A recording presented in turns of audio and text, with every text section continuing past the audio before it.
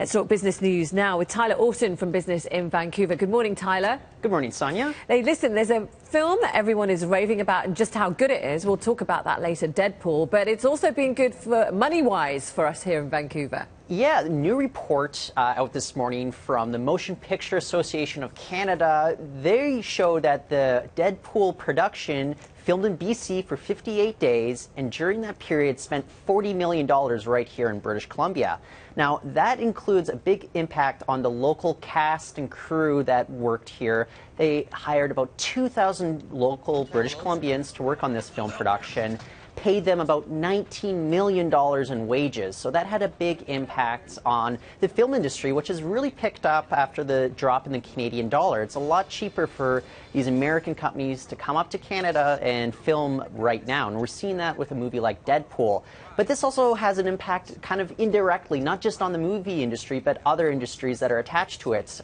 They spent almost $1 million on hotel and catering costs here in Vancouver as well. Right. As well as construction, that was about $735,000. So there's all these other impacts that a big production like this will have in Vancouver. So no, a lot of people in this industry are very excited to see what a movie like Deadpool can do for them. You know what, when you mention the hotel catering and then putting up the sets and all of this, you forget that sometimes, but you're right, it's just worth so much money. I'm so glad film industry is picking up even more here now. Oh, absolutely. Yeah, real estate. Now, we've got to talk about that. Now, that is where we need some relief because house prices out of control, and now we've got new mortgage rules coming in on Monday. Yeah, these mortgage rules that come in, they really are aimed at cooling off the housing markets, especially here in Vancouver and in Toronto. Now, of course, you mentioned earlier, Sonia, these are going to impact the mortgages, or at least the portions of mortgages priced between $500,000 and $1 million.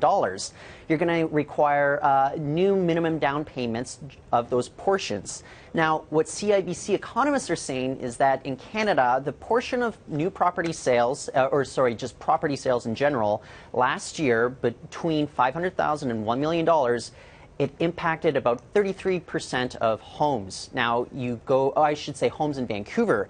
But if you look at how these new rules are going to impact things, they anticipate it's only going to impact 2.5% of home sales in Vancouver and about 5% in Toronto. So there's a lot of question marks about whether this is really going to impact the housing markets here. If you go to a community like Calgary, these new rules are estimated to impact about 10% of new sales going on there. So that's not exactly... And that's my question for you, Tyler, this morning, because the houses that we're talking about is $500,000 or more, as you say.